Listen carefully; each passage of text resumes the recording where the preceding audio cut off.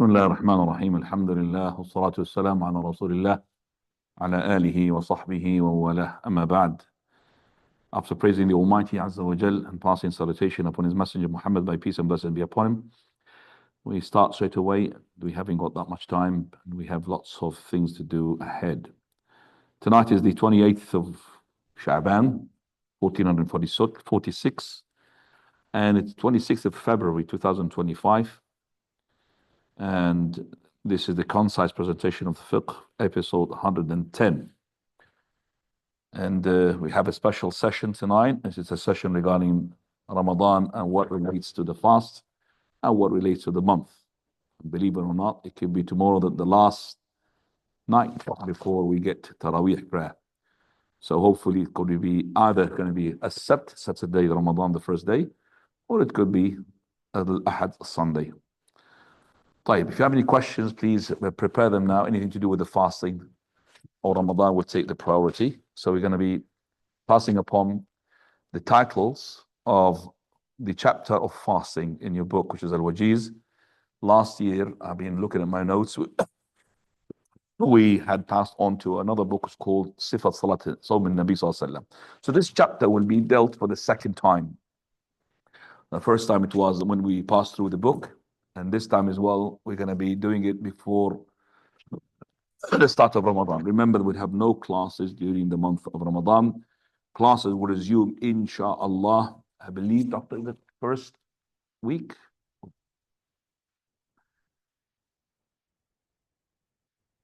So let me just look at the March. Okay, it's going to be April. No, it's not going to be the first day. There's Eid, still Eid.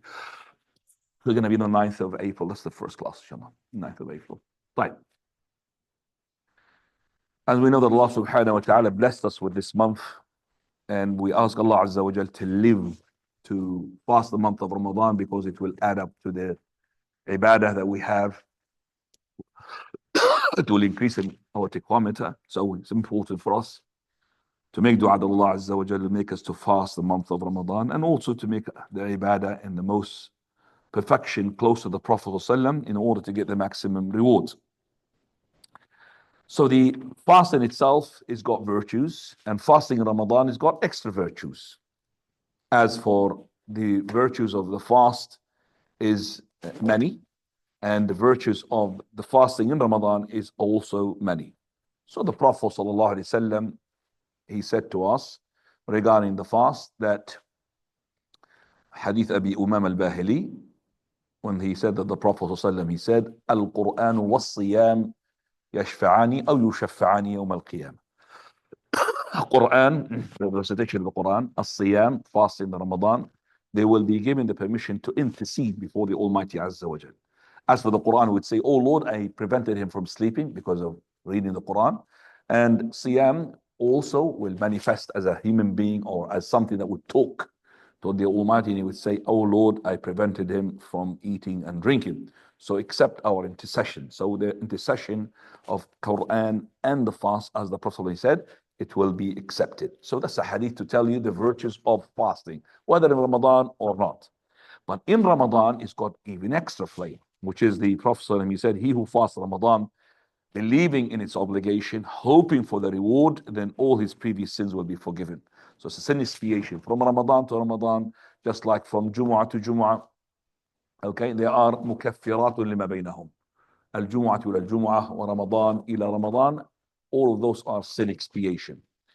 And there is a hadith which is as well talks about the virtues of the fast in terms of how it will control the person not to indulge into haram.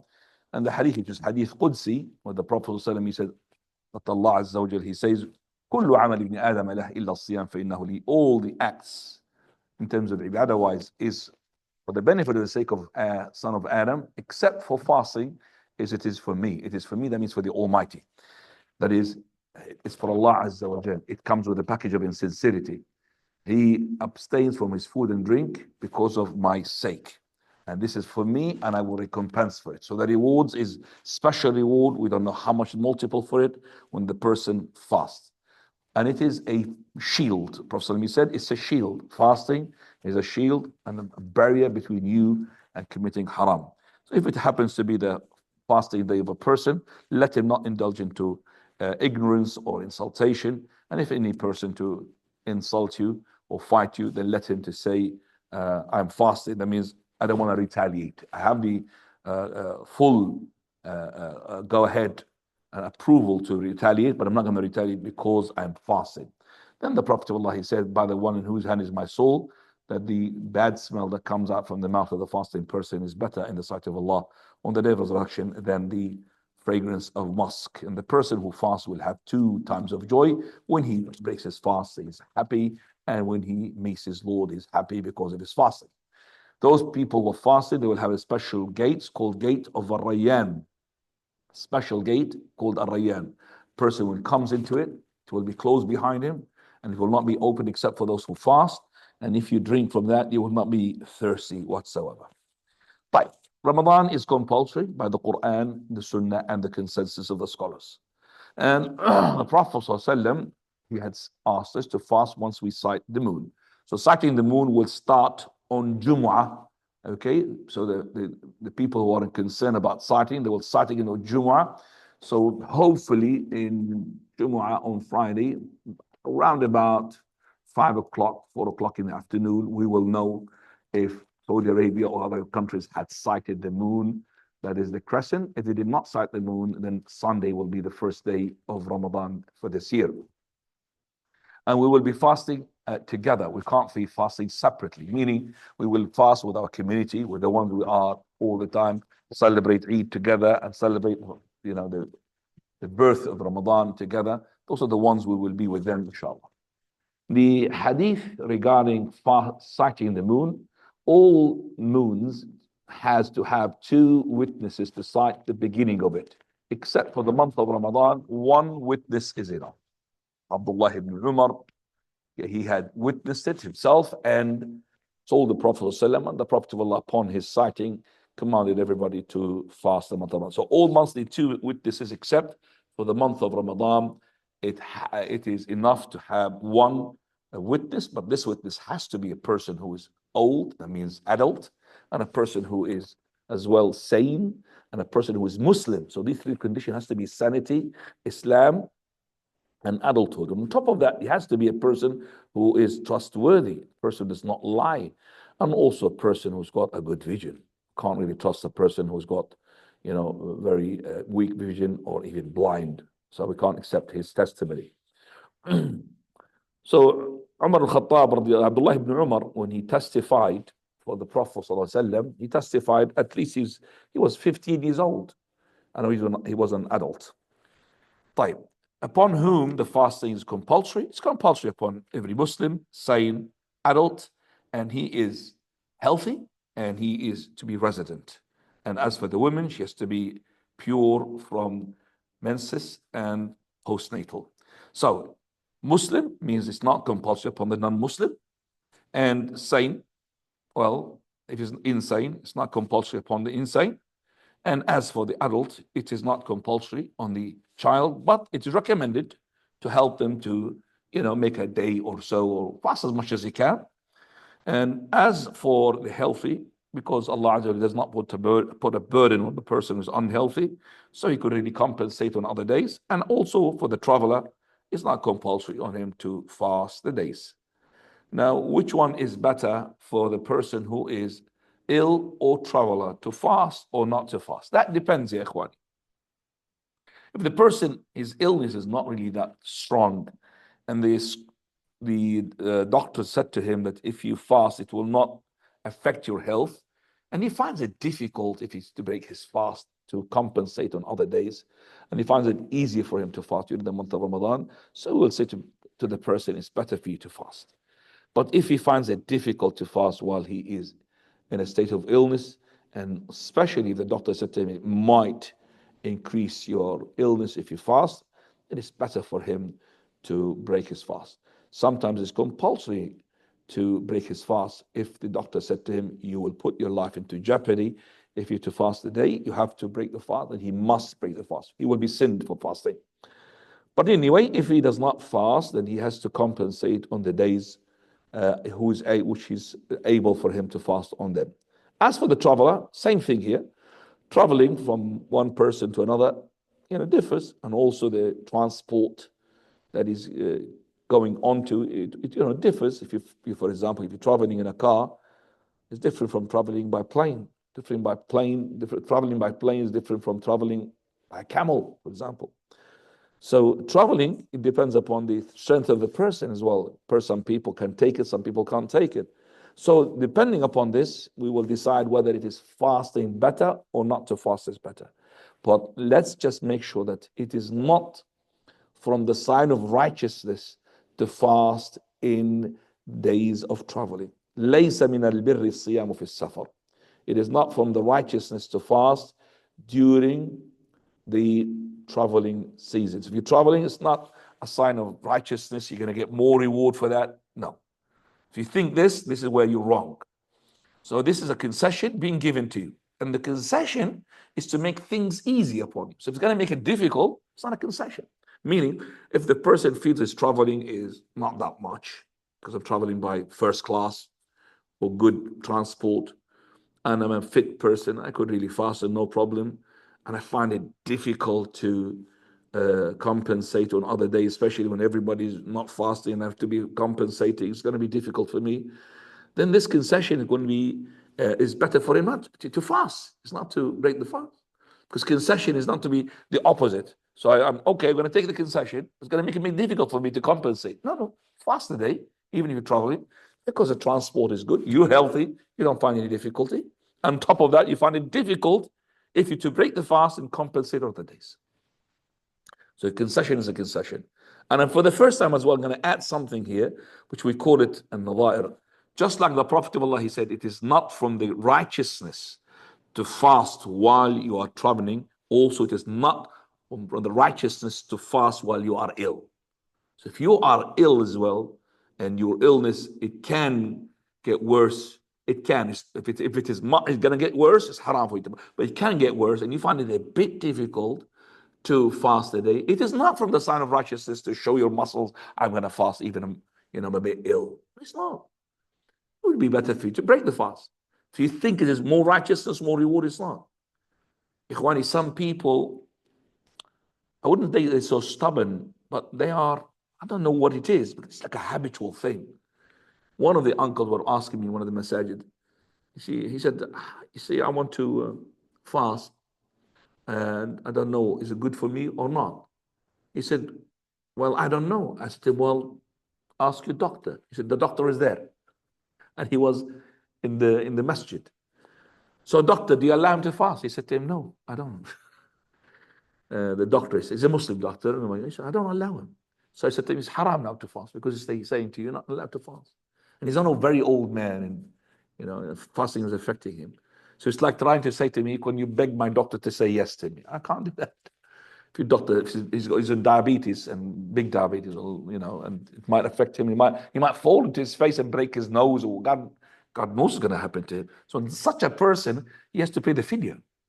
Okay, it's going to get worse because he's getting older and older.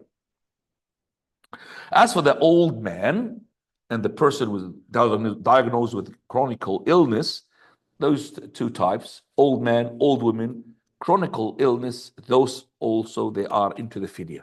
So they pay fidya, which is feeding a poor person for every day they break their fast. They're not allowed to fast because it gets them into jeopardy. So old man who can't find it difficult, that's it, pay fidya. Old women, same thing. Person who's diagnosed with a long-term illness like a year or so. Okay, this person like diabetes, then it is better for you to pay the fidya. وَعَلَى الَّذِينَ يُطِيقُونَهُ فِدْيَةٌ طَعَامُ مِسْكِينٍ, as Allah said. Now we include with this old man and old women and the chronically ill, the controversial, which is the pregnant women and the breastfeeding women. We say also, Abdullah ibn Abbas said, included with this ayah, pregnant women, okay, and also breastfeeding women. Why is it pregnant women? She's not having got chronic illness, and she could be young. She could be as well pregnant when she's teenager. How come can she have the option of the fidya? You see, Allah Azza wa Jalla gave us a concession as well, that pregnant women from pregnancy to pregnancy, from breastfeeding to breastfeeding. So Allah Azza wa Jalla gave you the concession because she's a woman that she will be all the time exposed to be pregnant every year. So the pregnant woman, okay, she's allowed to break the fast, especially the pregnancy takes about 8 months, okay, and especially the child needs more food, even is in the womb. Also the breastfeeding woman as well, when she's breastfeeding the child is in need also the food, so they are included. Wallahu a'lam. طيب, though, what is the food that is being given to the poor person when they give the fidya? This is a wajba, which is a meal to feed him. Or if you don't want to, you could just pay, that is not pay money, which is to give, that is a half a sa', which is about a kilo and a half of wheat, kilo and a half of barley to the people, depending upon if the people can take barley. Some people, they don't eat barley, but there's corn, there's wheat, okay? All of that can be taken as a half. So if the whole Ramadan is 30 days multiplied by 1.5 is about 45 kilos of such a, and then you give it to them. It would be better even to give them some oil to cook it. But that's enough, inshallah. Now we come into the condition for fasting. Condition for fasting is 2 conditions. There's no other than that. Number 1, intention, and which is a pillar as well, a condition, and also the second pillar, like we should say, and that is abstaining from all that would break your fast from the morning until the sunset. These are the 2: intention, and secondly, abstaining from all fast breakers from morning, dawn, fajr, until sunset. These are the 2 pillars, 2 conditions. Now, when we talk about the intention here is 2 types. Intention that you are fasting the day for the sake of Allah, not for the sake of the people to say that you are fasting. And the second as well, the type of intention is the intention that you are knowing what you're doing. So you know that you're fasting an obligatory fast or a voluntary fast, so you know what you're doing. Now, the intention for Ramadan has to fulfill 4 conditions. Number 1, has to be decisive. You cannot just say, maybe I'll fast tomorrow, maybe not. If it's going to be traveling, I will not fast. If I'm traveling, I will fast. If I'm not traveling, I will fast. I'm traveling, I will not fast. You can't do that. You have to have a decisive. So you have to have intention that I'm going to be fasting tomorrow. It's not the word you say, that it is in your heart, your mind, that you will be fasting without any hesitation. So if you hesitated, that does not work for an obligatory day. It works for a voluntary, but it does not work for obligatory. Secondly, is to specify. That means it's not just enough to say that I'm going to be just fasting. No, you're going to be fasting Ramadan. It's not just going to be Ramadan, it is Ramadan.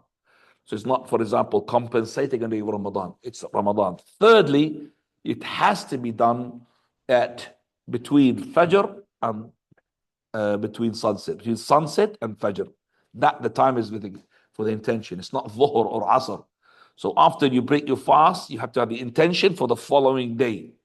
Okay, these are the 3 conditions, and the 4th condition is that, which is a controversial. You do it every night.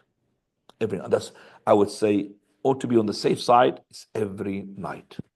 Okay. Now, your intention between sunset and Fajr, it is not a condition for a voluntary fast. Meaning, if a person, let's say, he prayed his Fajr, and he woke up, after that he slept, and he woke up Asr time, and then he said, oh, I didn't eat from Fajr until now, so let me continue the day. It works if it's a voluntary fast, no problem. So as long as he did not eat any food from Fajr, then you could have any intention during the day for the voluntary fast. But for the obligatory, has to be before Fajr and after sunset. Has to be. That means you have decided already you want to fast the day. Now, the intention, Ikhwani, it is something easy. Even with these 4 conditions, don't you think it's a difficult thing? Your sahur or sihri meal, the pre-dawn meal, is enough. Because the person normally would not wake up at 4 o'clock to have food, would he? It's not from his habit. So when you wake up at that time to have your sahur, pre-dawn meal, that's in itself is an intention. Okay, it's the problem for that person who, for example, stays up all night, he's fasting, and then when it comes to Fajr, he sleeps all the day until after, sunset, and he does not bother to have an intention for the following day. That's the problem with this person. Or a person, he will have his meal at sunset or breaking the fast, and then he sleeps until the following day because he doesn't have any habit of having pre-dawn meal, never doesn't care whether he just only wants to abstain from food and drink. He doesn't want to fast a day of Ramadan. That's the one who's in problem. طيب. Some scholars, they said one intention for the whole of the month. As I said, to be on the safe side, no, every night. But the both scholars, both, we could say, opinions, they have a consensus of one thing.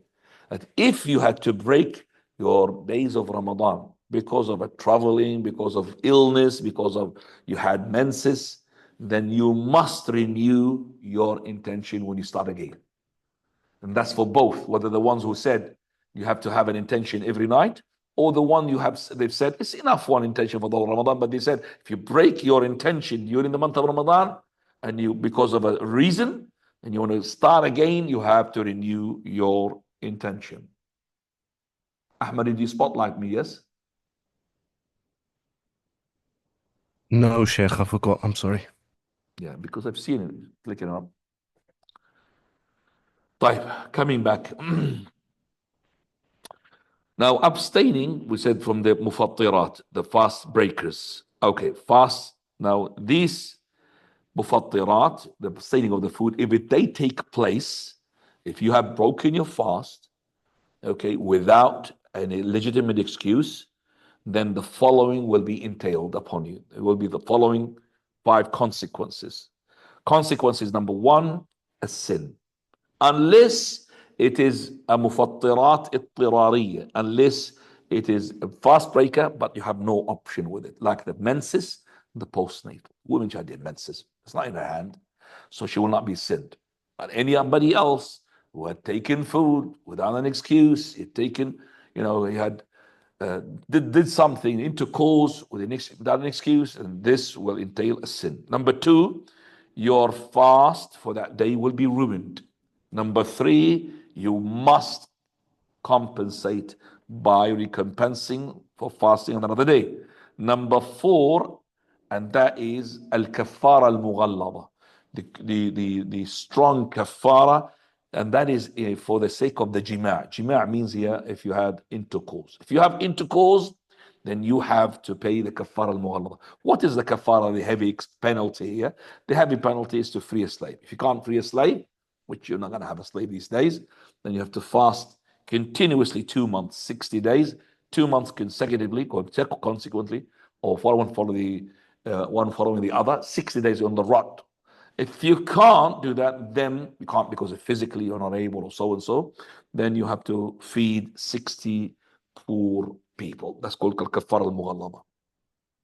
The 5th one, which is all from the consequences of breaking the fast for no reason, and that's controversial, and that is to basically abstain for the rest of the day. So you broke your fast, let's say in the afternoon, okay, deliberately for no reason, you're not allowed to have food until sunset. And that's controversial, and we believe that condition is not valid, hasn't got enough proof for that, because you ruined the day.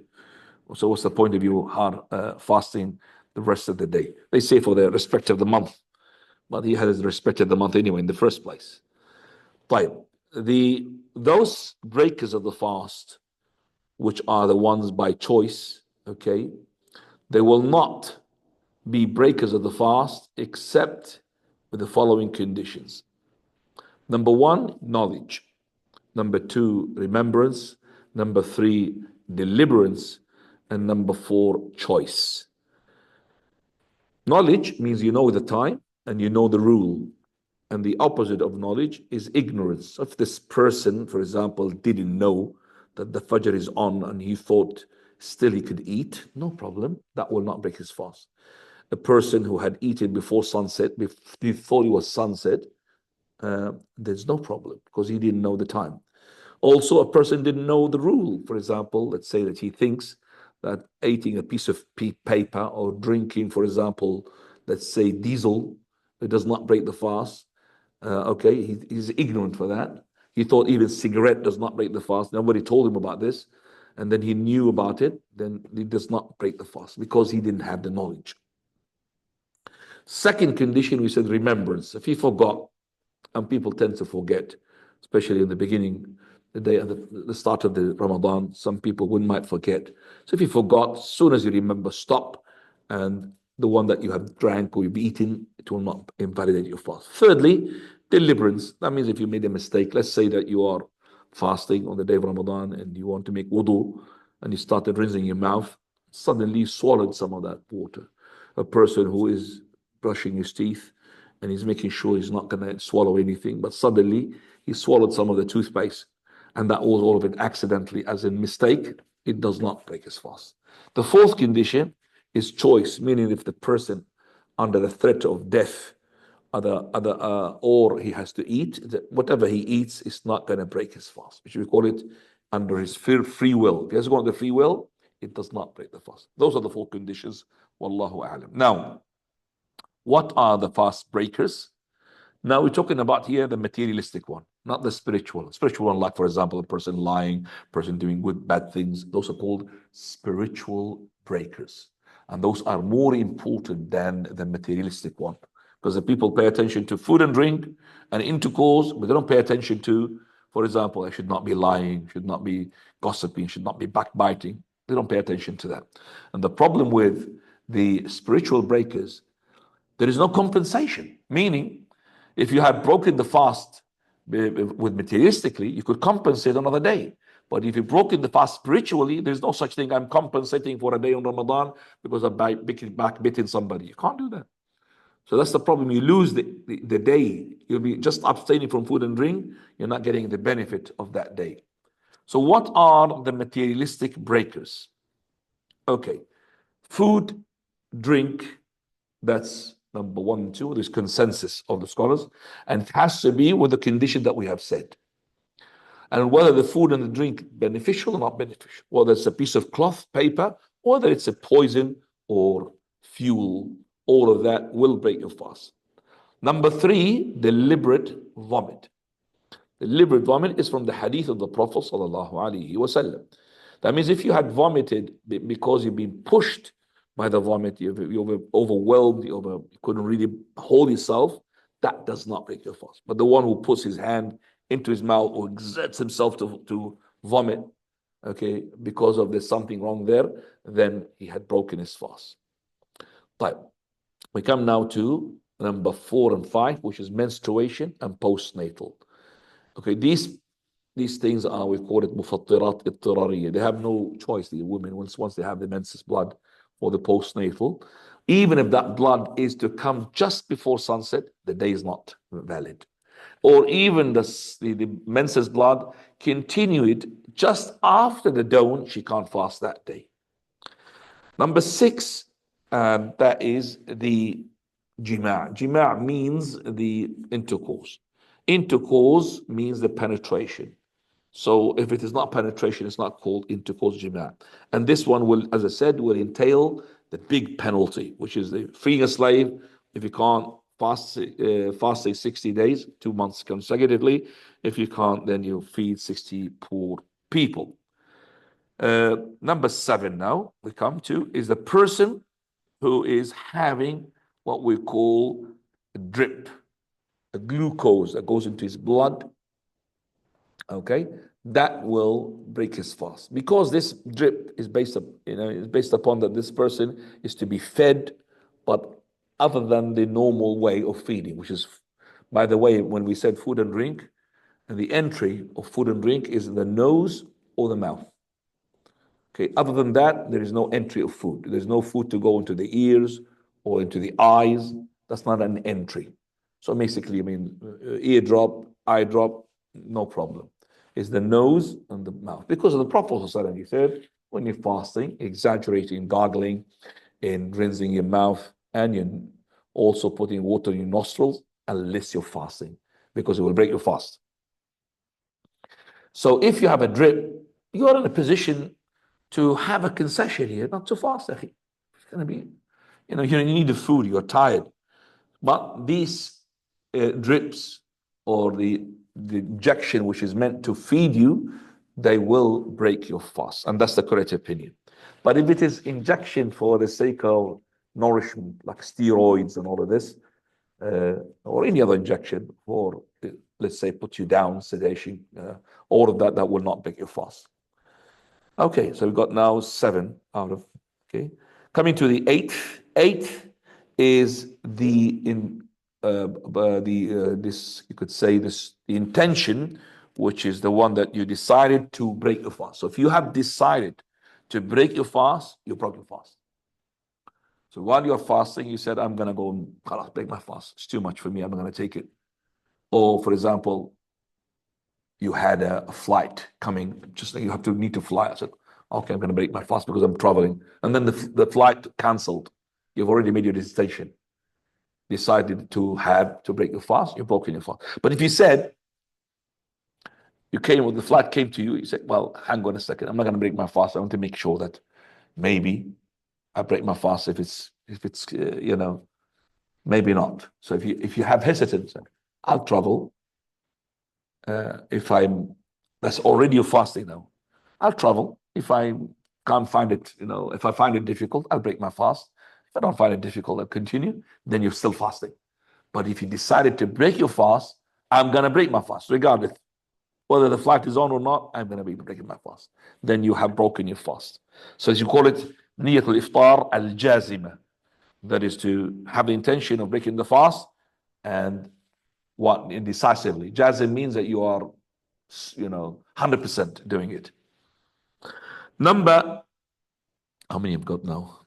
Number 8, is it? 8. 8 is a ridda. Person committed apostasy. He left the religion, even momentarily. He left the deen. He wants to go back. That day is invalid. Now we come to 2, which are controversial. 10 and 11. Number 10, which is hijama. And hijama, some scholars, they said it will break your fast. Some, they say, no, it's abrogated. What we believe is correct. The scholars who said it is abrogated. The hijama at the time of the Prophet of Allah, it was at the beginning, it will break the fast, especially for the person who is even making the hijama. Not the hijama made upon him, because he's holding the one that sucks the blood. Because of this, it might break, because he's sucking the blood with his mouth. But anyway, we find that this is controversial, and the correct opinion that the Prophet of Allah, he had hijama later on. One of the companions said it was at the beginning to break the fast, but not anymore. And Abdullah ibn Abbas, he said, breaking the fast if something going in, not coming, coming out. And the blood is coming out now, it's not going in.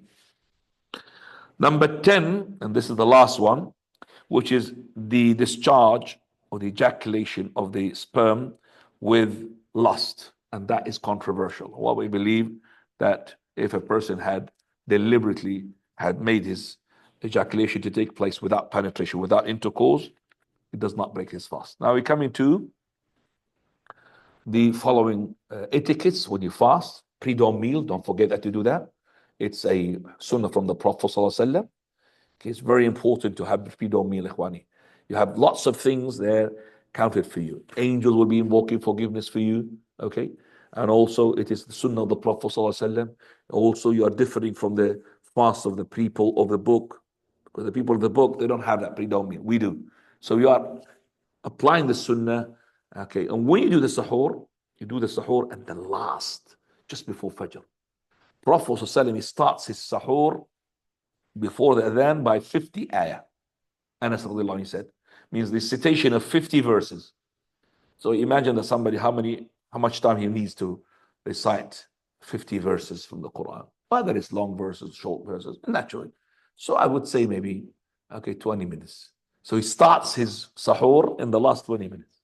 The Prophet ﷺ. And if the adhan is to take place while you are having your food with you, finish your food. Don't stop eating until you finish what you have. Can't ask for something new. Whatever you got, take it. Second thing that you need to know as well when you are fasting, to do, as much as you can, to behave. not to indulge into haram, not to indulge into sins, not to speak except for the good. And also, this is the month of the Quran. Make sure that you have your own timetable for reciting the Quran. Ikhwani, come forward, Ikhwani, come forward. Don't sit at the back. Habibi, come. Brother, come forward. Yeah, yes, come forward. We give more food to the people. Come forward. Jazakumullah khair. This is the sunnah of the Prophet ﷺ. The companions to get together, not to be scattered. And also, when you break the fast, don't delay it. Soon as the person announces the adhan, or you know that the time is on, don't delay it. Break the fast. That's how the companions to do it. And also, from the sunnah is to break your fast onto dates. Best one is the rutab, fresh dates. If you're having dry dates, if you're having water, if you're having anything, break your fast with. Also, when the time of the breaking of the fast comes in, dua. When you break in the fast, you say ذهب الظمأ ثلت العروق وثبت الأجر إن شاء الله. Thirst is gone, and veins are moist, and the reward will be affirmed by the will of Allah. So this is the dua you say, whether you are saying it before you start, or while you are eating, or after, straight away. What is permissible for the person who's fasting? It's permissible for him to have a ghusl as much as he wants, wash himself. Permissible for him to rinse his mouth, put his water in his nostril. He must do that during the wudu, but without exaggeration. Don't tilt your head up. Permissible for him to have hijama, but hijama is not recommended, especially when the blood comes out. Person maybe tends to get fainted. So we would say it's not right. It's not advisable, but it's allowed. Also, it's allowed for the person to do whatever he wants to do with his wife, except for intercourse. But we don't really advise the person. Maybe it will push him to do the intercourse, and he will be in trouble. Big penalty. It's allowed for the person if he has to wake up in the Fajr and he was on janaba. It doesn't affect his fasting. And it's allowed not to break the fast until pre-dawn meal. But you cannot join a day with another day. So if you had to do, which is something which is not correct to do, but you're allowed to do it, you did not eat from sunset. You continued until Fajr, you have to eat. Fajr to dismantle between one day and another day. It's allowed for you to use the siwak. It's allowed for you to use the perfume. It's allowed to have the eyeliner. It's allowed to have as well the drops into your ears or into your eyes. If it's in your nose, make sure it does not go inside. Inside is in your stomach. And it's allowed to have any type of injection as long as it's not meant to be food, like the drip. But this is now, alhamdulillah, the fast breakers. As for the time, because we've got only 13 minutes, I would like now, just because what is left here is to do with the fasting, which is voluntary, I would like for you to have your questions. If you have any questions, and those questions could be in themselves as a topic. I do have now so many people here online, and they have their hands up, so I want to give you preference here on the ground. Fadal. Pregnant woman, she doesn't need to fast. Is there a time limit from when she shouldn't fast, or if she is fearful herself, she can just start from the first couple of weeks, or does it have to be late in the fast? To compensate, you mean? No. Okay, very good question first of all, because I need to explain a bit more. Pregnant women or breastfeeding women, they have one of two options, not a third option. And that's a controversial, Akhwani. One option is to fast. The second option, not to fast and pay a fidya, feeding a poor person for every day they break the fast. They don't have an option where they break the days and compensate by fasting days. Remember that. They cannot compensate by fasting days after Ramadan. Okay? It's either they fast in Ramadan, they think, alhamdulillah, they're okay, mashallah, they're fit, the baby's not harmed, or not to fast, but you have to pay the fidya. Combining between the two, there's no proof for that. So what's your question after this now? Is there a time limit? Yes, okay. First, as soon as she finds out she's pregnant, it's her choice. If she doesn't want to fast. Yeah, as soon as she finds herself that is pregnant, she has the option not to fast and pay the fidya. But we do not differentiate, because other scholars they say if she fears for herself and her baby, she could do such and such. If she fears for herself on her own, but she does not fear for the baby, she can do such and such. If she fears for the baby, not for herself, all of that, there is no proof for this. Allah ibn Abbas included pregnant women and breastfeeding women as the old women and the old man and the one who diagnosed with chronic illness. They are entering into the verse وعلى الذين يطيقونه فدية طعام مسكين. Upon those who are able to fast, but yet you find it difficult to fast, to give a fidya, feed a poor person for every day they break the fast. That are included in the ayah. طيب. Any other question, إخوان؟ قل علي أخطر. Any question? يلا. I want a slow question and quick question, because both questions could have lengthy answers or small answers. تفضل. During this month, Allah subhanahu wa ta'ala takes people out of hellfire every night. Yeah. So this interpretation would be that people are aware past, or this is for the future, or the day after Qiyamah comes.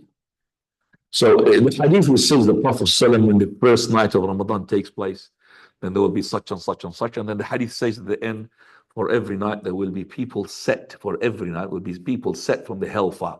Is that the thing is that at the end of the day of resurrection, they will be set from the hellfire, or they're already been destined and then they're going to be released? Whether this or that, we know that this hadith tells us that you have a better chance of being into Jannah and away from the fire by fasting Ramadan. So the Ramadan comes as to add up to your ibadah, to take you outside the zone of danger, which you could be in hellfire. Now, it doesn't, we are not really having the go ahead to go into the ghaib.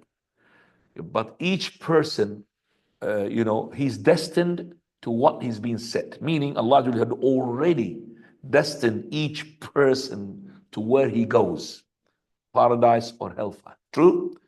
But you don't know what is your fate, do you?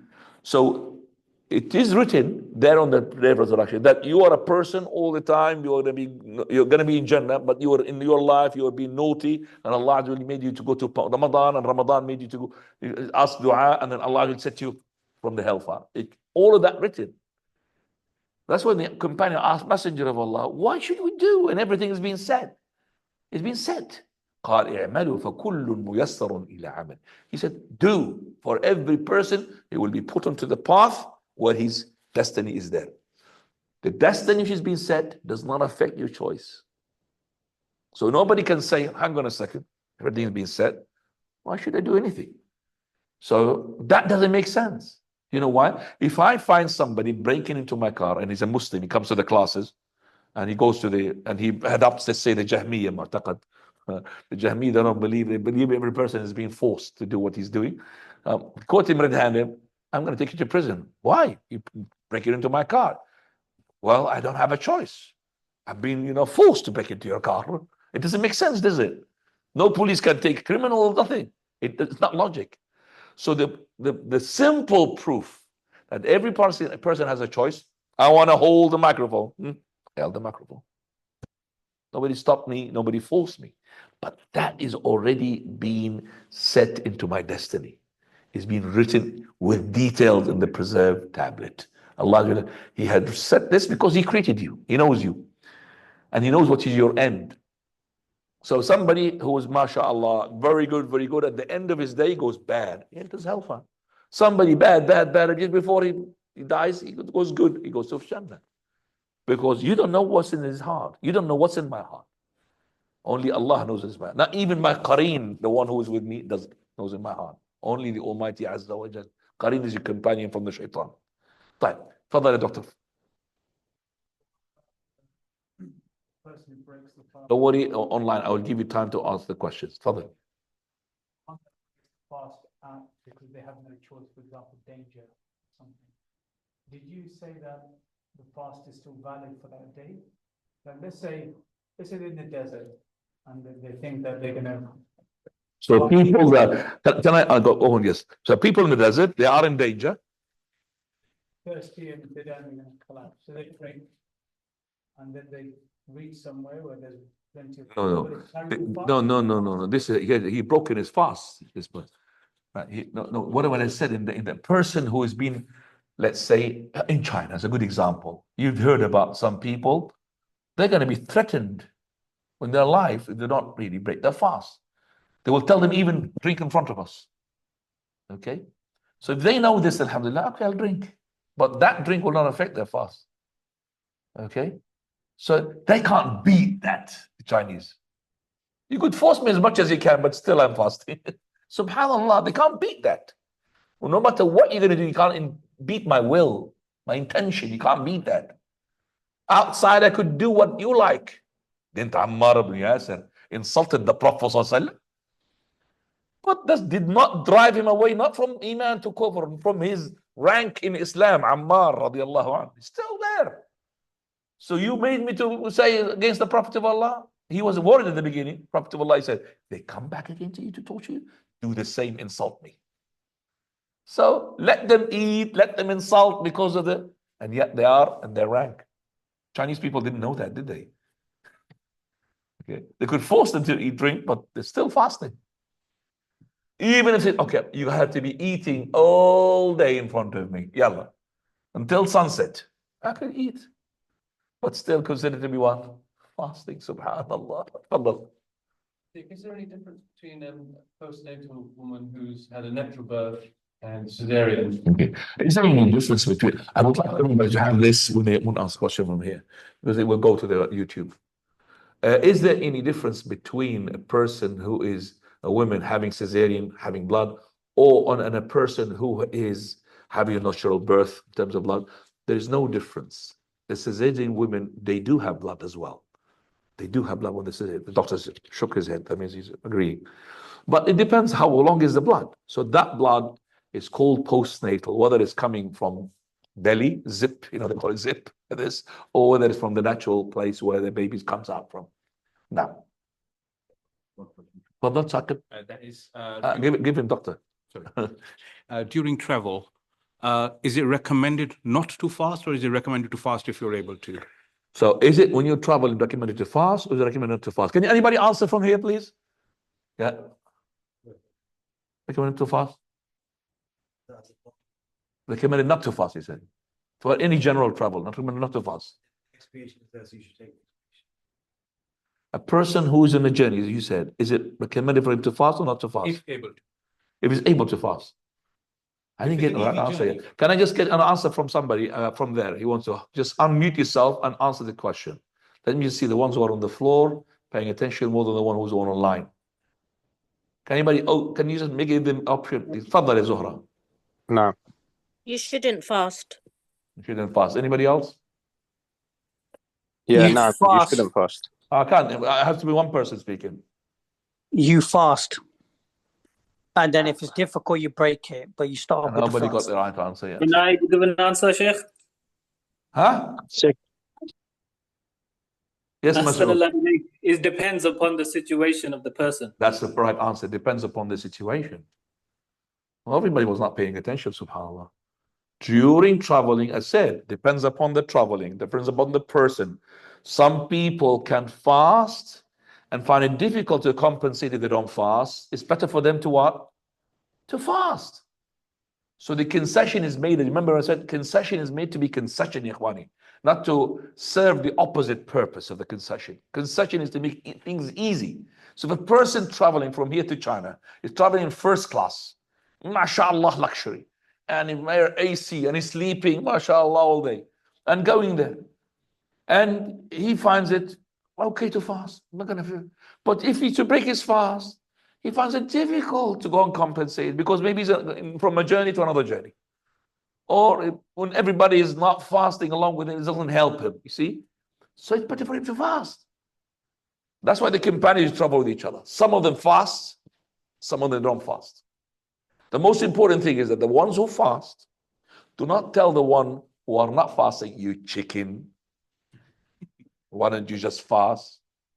And the one who do not fast, they will not label the one who fasts, you extremist. Each one, according to what his ability. So companions, they used to travel the same journey. Some of them fast. But the Prophet of Allah, one day he saw a person lying on the floor, and people companions around him. And they tried to serve him water and everything. What's wrong with him, Messenger? He said, well, he was fasting. So he said that famous word, لَيْسَ مِنَ الْبِرِّ الصِّيَامُ بِالسَّفَرِ. It is not from the sign of piety and righteousness to show that you are fasting while you're on journey. And he commanded for him to break his fast. Why are you fainting? And that's why Umar ibn Khattab and Abu Bakr, but listen to this, Abu Bakr and Umar were on a journey with the Prophet ﷺ. So they're on a journey, and some of the companions are fasting, some of them are breaking of the fast.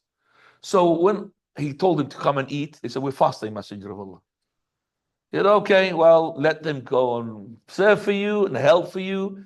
He didn't like it. That means because you're fasting, the ones who are not fasting, they're going to start now making up for you the tent, setting up for you everything. They're going to dhahaba.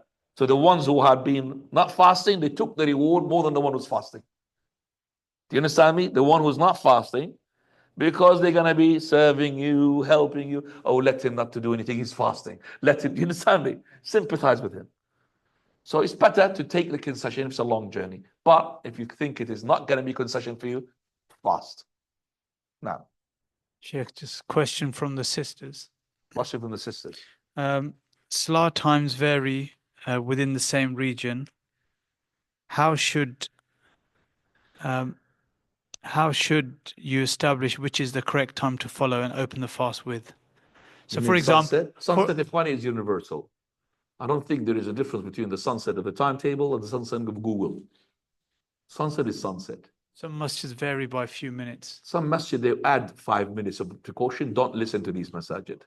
You'll find that before month of Ramadan, their Maghrib, for example, let's say 5:30, and it was going by the minute. But suddenly, the following day, instead of going 5:29, because the day is getting longer, it became 5:32. They added about 3-4 minutes. Why this precaution? Why you already had your Maghrib for that time? So go with this Maghrib. So, Ikhwani, sunset is almost universal. You could just say, Mr. Goul, what is the sunset in such and such city you are down? And it will give it to you. If you see the sun, you could just see it. As for Fajr, that's the problem. And because we haven't got time, we'll stop, inshallah, here and we'll start the prayer. The adhan has been made. Okay, subhanakallah bihamdik. I'm sorry for those who are online, but the masjid is filled up now for the people. They want to start the prayer. Sorry about that. We will give you more time, inshallah, on the occasion.